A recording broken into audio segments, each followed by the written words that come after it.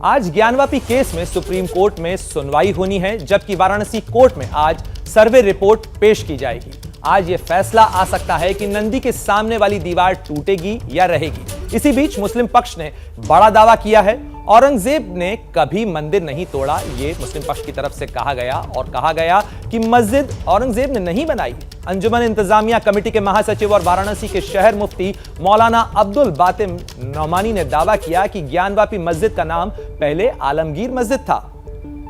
और इस वक्त की एक बड़ी खबर आ रही है कि ज्ञानवापी मामले पर वाराणसी कोर्ट और सुप्रीम कोर्ट में अहम सुनवाई से पहले मुस्लिम पक्ष ने बड़ा दावा किया है। ज्ञानवापी मस्जिद की देखरेख करने वाली अंजुमन इंतजामिया मस्जिद कमेटी के जनरल सेक्रेटरी मौलाना अब्दुल बातिन नौमानी ने दावा किया है कि ज्ञानवापी का नाम पहले आलमगीर मस्जिद था।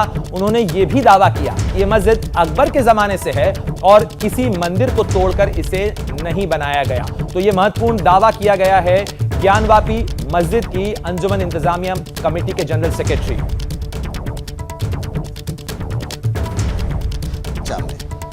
जितने मुंह उतनी ही बातें। ज्ञानवापी मस्जिद कब बना, क्या अकबर के ज़माने का था, जौनपुर के सुल्तान ने बनवाया, औरंगजेब ने तोड़कर बनवाया, बहुत सारी बातें कही जा रही हैं। मामला सुप्रीम कोर्ट से लेकर वाराणसी की अदालत तक में। आस्था की गलियों से निकलकर ये पूरा मामला अब कोर्ट कचहरी के गलियारों में चक्कर लगा रहा है। लेकिन आज हम बात करेंगे उस इतिहास के बारे में कि आखिर इस मस्जिद को लेकर क्या कहानी है, और इससे बेहतर हमें कौन बताता। अंजुमन इंतज़ामिया मसाजिद कमेटी के जनरल सेक्रेटरी हैं और वाराणसी के मुफ्ती भी हमारे साथ अब्दुल बातिन नौमानी साहब। नौमानी साहब, हम आपके पास आए हैं सिलसिलेवार तरीके से जानने के लिए कि कब ये मस्जिद आया जो आजकल हम देख रहे हैं, उसकी कहानी क्या है। बहुत सारी बातें कही जाती हैं।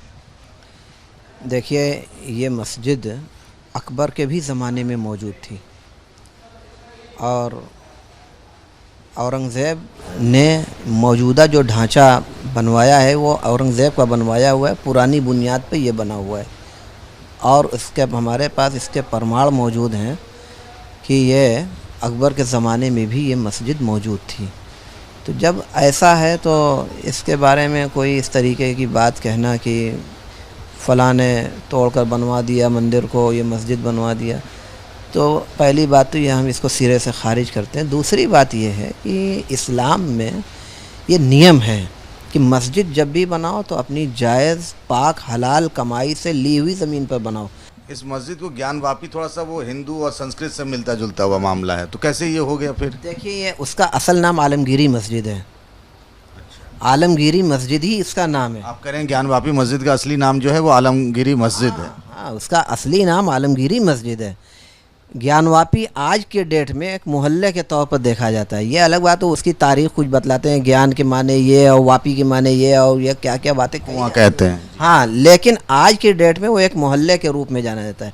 चूँकि इंतज़ामिया मसाजिद कमेटी के हैं, अभी जो सर्वे की बात हुई, आपकी कमेटी के लोग भी थे, चूँकि वो भी एक पक्ष है और दूसरे भी पक्ष हैं, तो तमाम जब बातें कही जा रही हैं कि ये मिल गया, स्वस्तिक मिल गया, गणेश मिल गए, कमल मिल गए, और सबसे तो बड़ी बात ये कही जाने लगी जहाँ आप लोग वज़ू करते हैं, जो कुएं जैसी चीज़ है, वहाँ पर कहने लगे कि बाबा मिल गए, शिवलिंग मिल गए।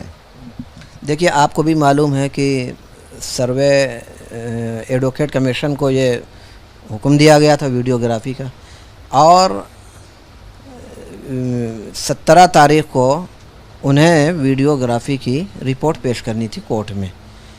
और उससे पहले इसी बनारस के डीएम साहब ने जब ये देखा कि लोग कुछ दावा कर रहे हैं, ये अंश मिला, ये मूर्ति मिली, ये मिला, वो मिला, तो काफ़ी लोगों के अंदर उत्साह था और तरह तरह की बातें फैलाई जा रही थी और माहौल ख़राब हो रहा था। डीएम साहब ने बाज़ाब्ता मीडिया के सामने आकर साफ और स्पष्ट रूप से उन्होंने कहा कि जब तक कमीशन अपनी रिपोर्ट नहीं पेश कर देता, उससे पहले अगर कोई आदमी इस तरीके की बात करता है कि हमें ये मिला, वो मिला, कोई उसकी निजी राय तो हो सकती है, हकीकत से उसका कोई ताल्लुक़ नहीं है। तो हम भी डीएम साहब की ही बात को सही मान कर चल रहे हैं। आपका कहना ये है कि आस्था से नहीं, संविधान से चलेगा, कानून से चलेगा। बिल्कुल संविधान से चलना चाहिए और चलेगा। वो लोग जो हिंदू पक्ष के लोग हैं वो ये कह रहे हैं ना कि जिसको आप कह रहे हैं कि फाउंटेन का हिस्सा है, फव्वारे का हिस्सा है, तो उसमें पाइप लगा कर देखें पानी कहाँ निकलता था, तमाम तरह की चीज़ें। देखिए, आपको ने फव्वारा देखा, आपने शिवलिंग तो जानते हो, कभी आपने शिवलिंग के दरमियान में सुराख देखा है क्या? कुछ छेद देखा है शिवलिंग के बीच में? लेकिन वहाँ आप देखिएगा उसमें एक छेद है। और जब वीडियोग्राफी हो रही थी तो हमारे जो वकील साहिबान हैं उन्होंने बहुत लंबी सीख उसके अंदर डाली और 15-16 फीट तक अंदर चली गई, वो बराबर जाती रही।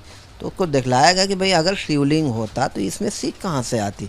और दूसरी बात यह है कि शिवलिंग अगर होता तो हम उसको शिवलिंग समझ कर, शिवलिंग मान कर हम कैसे उससे वज़ू करते हैं? आपको मालूम है कि नमाज से पहले वज़ू किया जाता है और उसी से एक ज़माने से हम वज़ू भी करते हैं। तो वो शिवलिंग नहीं है, वो फव्वारा। और आज आप पुरानी जितनी इस तरह की मस्जिदें हैं पूरे यूपी के अंदर, कम से कम आप देख लीजिए कि 50 मस्जिदों के अंदर वो हौज़ भी मिलेगा जो वहाँ पे, और उसमें बीच में फव्वारा भी मिलेगा।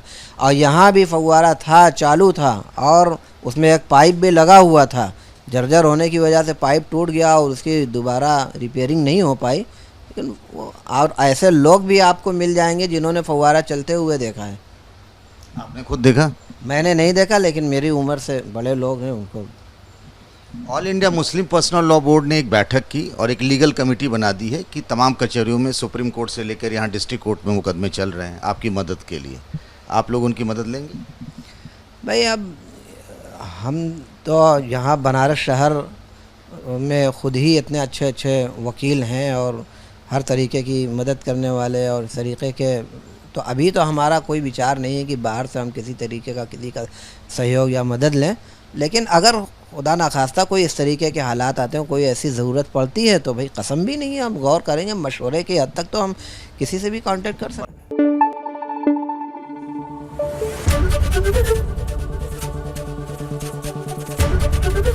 एबीपी न्यूज़ आपको रखे आगे।